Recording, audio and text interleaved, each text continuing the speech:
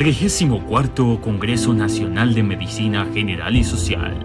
Germán Enrique Reyes Forero.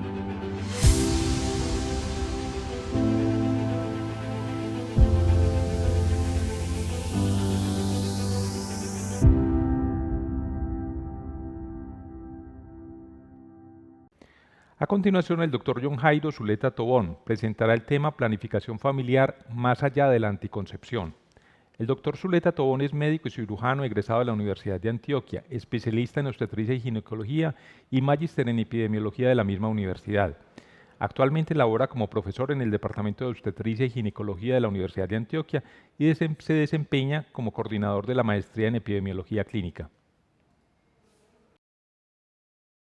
El tema que nos reúne en este momento es el de planificación familiar, entendiendo esto como más allá de simplemente prevenir un embarazo. Cuando hablamos de planificación familiar, abarca todos los servicios, las políticas, la información, las actitudes, las prácticas y los productos, que allí se incluyen los anticonceptivos, que se dan a las mujeres, que se pueden dar a los hombres, a las parejas y a los adolescentes, para que ellos tengan la posibilidad de evitar embarazos no deseados o elegir si quieren tener un hijo y cuándo. Es decir, el concepto de planificación familiar trasciende el simple hecho de evitar un embarazo. Cuando lo miramos en este contexto mucho más amplio que el de la simple tecnología anticonceptiva, podemos pensar que entonces puede influir sobre muchos campos de las personas, de sus comunidades y en general de la salud mundial. Un punto de partida bien delicado, que tantos de todos los embarazos que se dan día a día realmente fueron planeados. Miramos que en el mundo menos de la mitad han sido planeados. En Sudamérica es todavía más alto esa cifra. Cuando lo hemos medido en la ciudad de Medellín, ha estado la planeación del embarazo por allá alrededor del 52%. Similar a lo del mundo, que tiene un 56% de planeación, a pesar de que Sudamérica independiente tiene menos planeación de embarazo. Y es bien delicado lo que está sucediendo entonces con estos embarazos no planeados, porque ellos van a terminar muchas veces en abortos inducidos, y todos sabemos las consecuencias negativas de estos abortos, que generalmente se hacen en unos medios que no son ideales, en unas condiciones distantes de ser las asépticas, y esto ha traído consecuencias negativas para las mujeres toda la vida. Adicionalmente, se da un número importante de nacimientos en aquellas mujeres que, a pesar de no haber planeado el embarazo, aceptan tener ese hijo, pero igualmente hay una proporción importante de abortos espontáneos. Si nosotros lográramos evitar toda esa cantidad de embarazos no planeados, pudiéramos decir que estaríamos contribuyendo a todos y cada uno de los objetivos de desarrollo sostenible.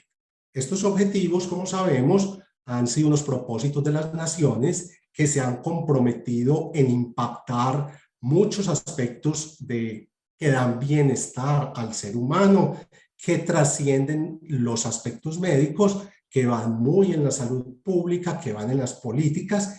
Y nosotros pudiéramos decir que si abriéramos cualquiera de estos 17 objetivos, encontraríamos detrás que la anticoncepción, la planificación familiar tendrían un efecto. Y aquí estamos hablando que vamos a tener efecto en no contaminar, vamos a tener efecto incluso sobre la vida submarina. Obvio que hay que hacer una abstracción para poder entender esto, para poderle darle la dimensión a esa planificación, y pudiéramos entonces, dados esos ejes temáticos que tienen los objetivos de desarrollo sostenible, podemos afirmar que los impactos de esta planificación familiar tienen efectos sobre esas personas, sobre la prosperidad, sobre la paz, sobre los pactos entre las sociedades y sobre el mismo planeta. simplemente para desarrollar uno. Impacto de la planificación familiar en las personas, con ese primer objetivo de desarrollo sostenible, que es poner fin a la pobreza en el mundo. Miremos un ejemplo. Lo bonito del ejemplo es que, contrario a lo que nos sucede casi siempre, el mundo toma como ejemplo un programa de Colombia para mostrar cómo trabajar en planificación familiar tiene impacto económico. Y este es un trabajo que se hizo con base en información de familia. En el año 2016 está publicado, y desde la adolescencia ganan escolaridad, ganan más probabilidad de trabajar en el sector formal, tienen menos probabilidad de cohabitar con parejas masculinas, mayores generalmente, y ellas ganan en lo socioeconómico porque ellas pueden desarrollar mejor su proyecto de vida. La conclusión de los autores de este estudio, que no son precisamente las mismas personas de Profamilia, sino que son estudiosos externos, concluyen que entre las intervenciones más eficaces y rentables para fomentar el desarrollo humano está la planificación familiar. Este concepto de rentables es bien importante para los tomadores de decisiones en salud, que a veces piensan más en esto que en otros aspectos. Pues aquí tienen una intervención altamente costo efectiva.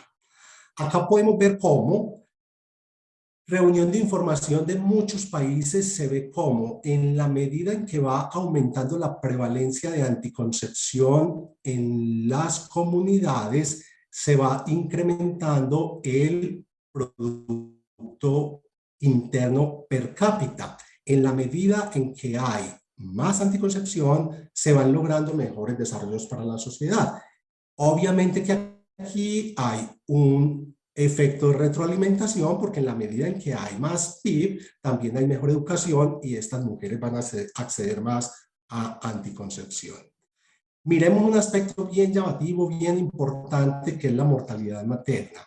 Acá en el eje de las X vemos la proporción de mujeres en unión que están utilizando anticoncepción, y en el eje de los Y la razón de mortalidad materna.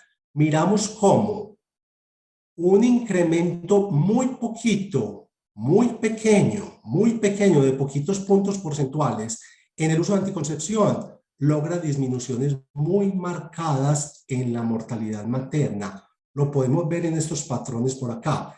Pero bien importante, vemos que incluso en ambientes donde ya de por sí hay unas proporciones altas de parejas usando anticoncepción, aumentar unas cuantas mujeres más usando anticoncepciones efectivos todavía logra disminución en la mortalidad materna. Y todos sabemos la repercusión que tiene la pérdida de una madre sobre la familia, sobre la comunidad y la sociedad. Si miramos el aborto, hay una relación directa. En la medida en que se va incrementando la proporción de mujeres usando anticoncepción, hay una marcadísima reducción en el aborto.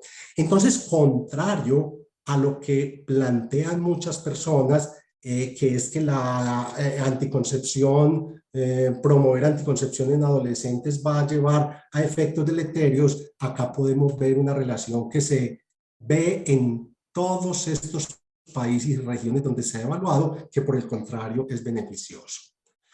Miremos cómo es el efecto de esa anticoncepción en estado nutricional de los niños, en la supervivencia de los niños.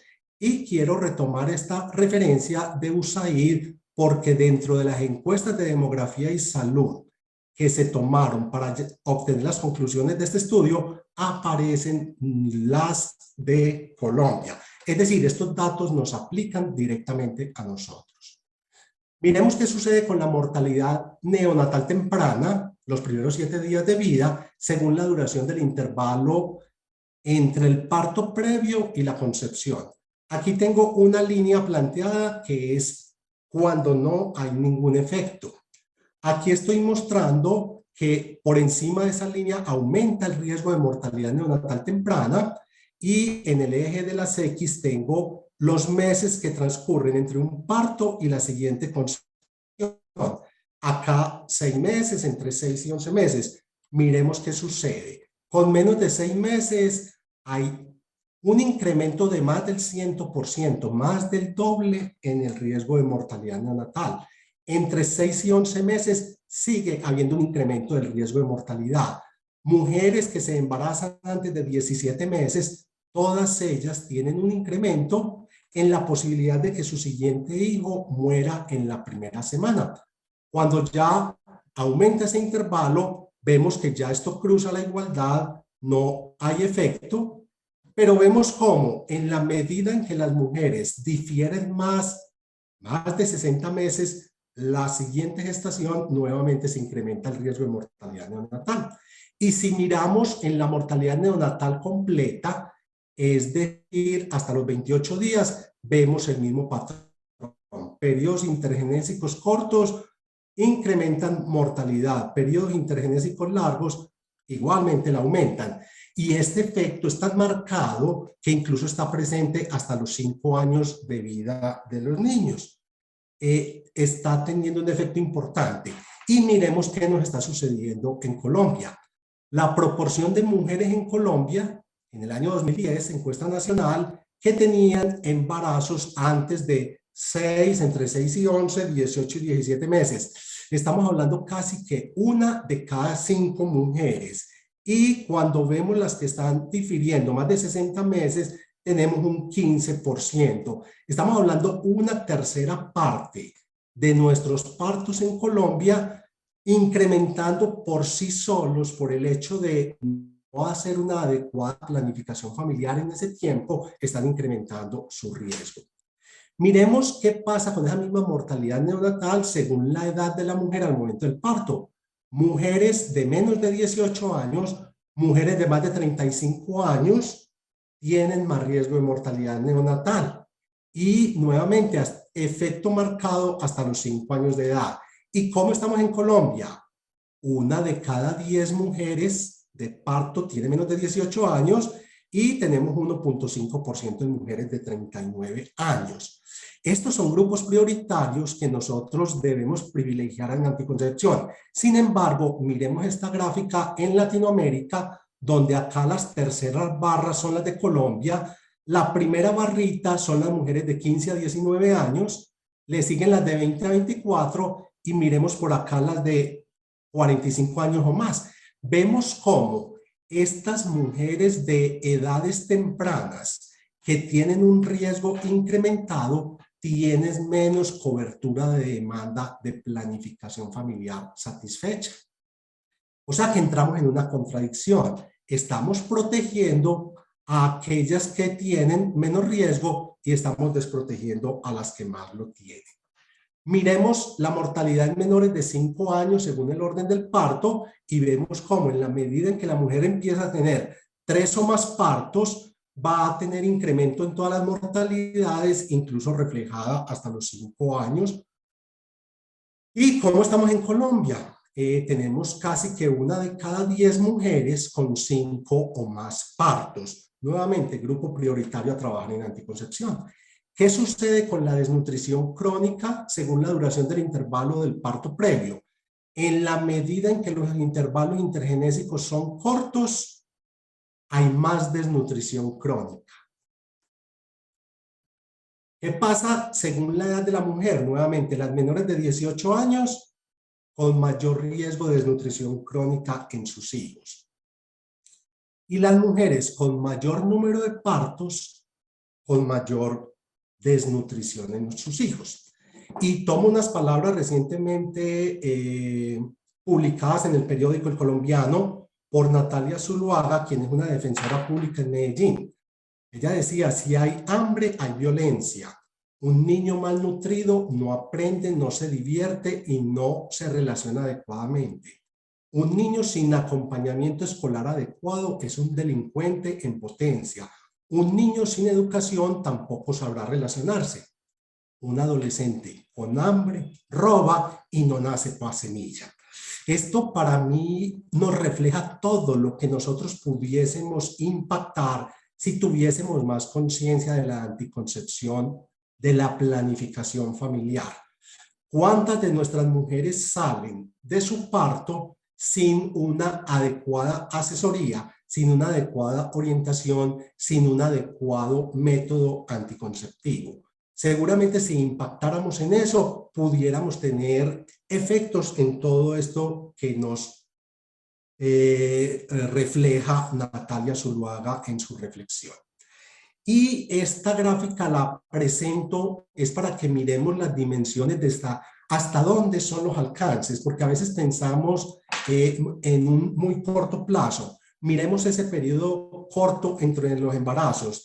Va a tener resultados adversos en la salud, tanto materna, perinatal, y ya les mostraba ahora, porque alguien podrá decir, pero ¿cómo le están asignando muertes a un niño de 3, 4 años, dado que su parto sucedió bastantes meses antes? Entonces vamos a ver cuáles son esos posibles mecanismos. Cuando ese periodo es muy corto, hay un proceso normal de remodelamiento de los vasos endometriales y eso nos va a llevar a abrupcio, parto prematuro, ruptura prematura de membrana. Una cicatrización incompleta de una cicatriz uterina nuevamente lleva a ruptura en un trabajo de parto después de esa cesárea. Pero esas mujeres con periodo corto tienen depresiones nutricionales, que mire todas las consecuencias a las que lleva a una anemia materna, pero a la vez a parto pretérmino, bajo peso al nacer, un niño pequeño para la edad gestacional, los cuales a su vez tienen repercusiones incluso en el periodo neonatal o postneonatal. Un niño de bajo peso al nacer arrastra ese estigma por todo el resto de su vida. Hay depresión de folatos que nos lleva a los mismos desenlaces, pero vamos pensando en otras que a veces no se nos ocurre. Hay más posibilidad de que haya transmisiones verticales de infección que nos llevan a estos mismos desenlaces, pero que igualmente actúan hasta el periodo neonatal. Esas mujeres tienen incompetencia cervical que lleva a más parto prematuro. Pensemos en otros más lejanos que a veces no se nos ocurre. 2 niños muy similares en edad, con unos pocos meses de diferencia entre ellos, están compitiendo por la leche materna, están compitiendo por el alimento en la casa, por el cuidado de la madre, y eso va a hacer que haya un mayor descuido, que haya menos alimentación, lo cual lleva a esa mortalidad en el periodo neonatal o posneonatal.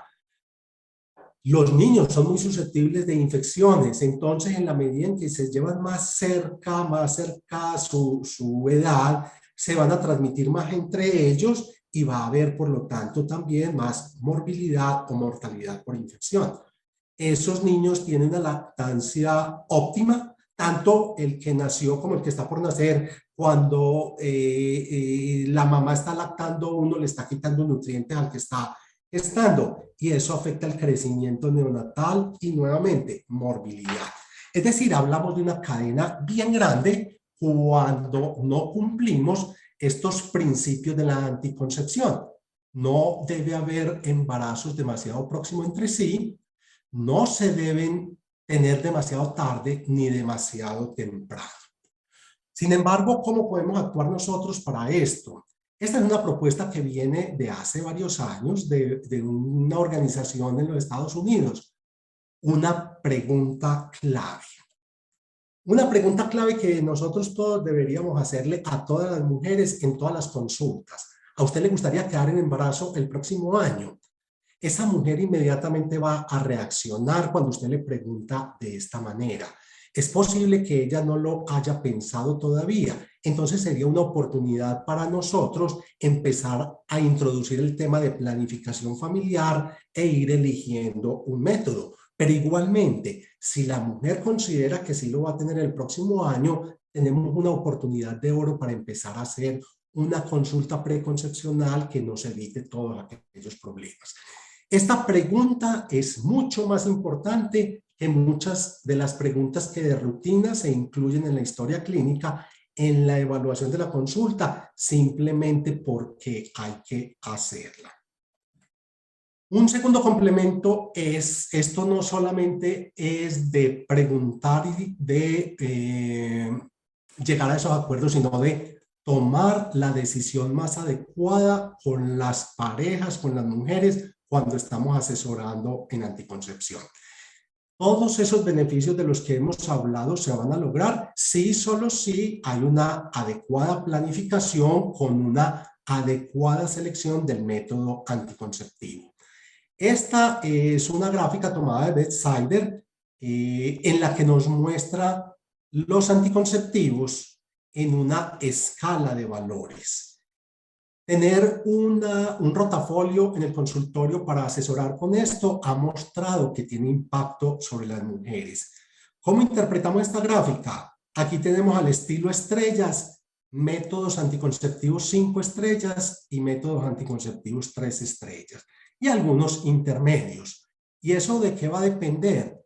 Del número de embarazos que se estén presentando por cada 1000 mujeres. Entonces acá tenemos unos métodos que van a tener menos de un embarazo por cada 100 mujeres y en este caso les digo, no llega ni a un embarazo por cada 1000 mujeres. Es decir, los implantes, sea el Implanon, sea el Yadel, los dispositivos intrauterinos, sea el Mirena, el Yaides, el Keilina, sea la T de cobre o los métodos quirúrgicos, le fallan a menos de una mujer por cada 1000 que durante todo un año han estado expuestas al embarazo. En cambio, cuando optamos por alguno de los métodos de la segunda línea, que son en general los hormonales combinados, podemos tener entre 6, 9 y en algunos casos más embarazos por cada 100. Mire que aquí en el grupo digo menos de 1 por 1000 y en cambio aquí ya estoy hablando de hasta 9 o más embarazos por cada 100 mujeres que durante todo un año están usando anticonceptivos orales combinados, parches extratérmicos, anillos vaginales o inyecciones mensuales o trimestrales. Y definitivamente hay unos métodos que son menos efectivos, que funcionan menos bien y entre ellos está los métodos basados en la fertilidad, los preservativos y los métodos como coitus interruptus. Acá una aclaración, con el acetato de medroxiprogesterona de Depo-Provera se pueden obtener, cuando se usa bien, cifras mucho mejores que estas cuando los tenemos junto con los hormonales combinados. Y acá las inyecciones, las que realmente tienen más esa cifra similar, son las mensuales. Y acá es bien claro, por cada, sin usar anticonceptivos, más de 90 de cada 100 mujeres jóvenes quedan embarazadas al año. Fuera de eso, estos métodos que tenemos en la primera línea, adicionalmente a tener más efectividad, se sabe que tienen más continuidad en el tiempo. Muchas veces se genera el mito de que es que muchas de las que ponen el implante, de las que ponen el dispositivo, vienen a retirárselo. Y el personal de salud queda con la idea de que muchas lo están retirando. Yo siempre invito a pensar, ninguna mujer viene a pedir permiso para suspender la pastilla anticonceptiva, por lo tanto ustedes no se dan cuenta de cuántas la están suspendiendo. La píldora al cabo del año la están usando solo alrededor del 50% de las mujeres a quienes nosotros la recomendamos inicialmente, mientras que con estos métodos que dependen menos de ella, que necesitan más interacción con el proveedor, tienen unas tasas de continuidad mucho más altas.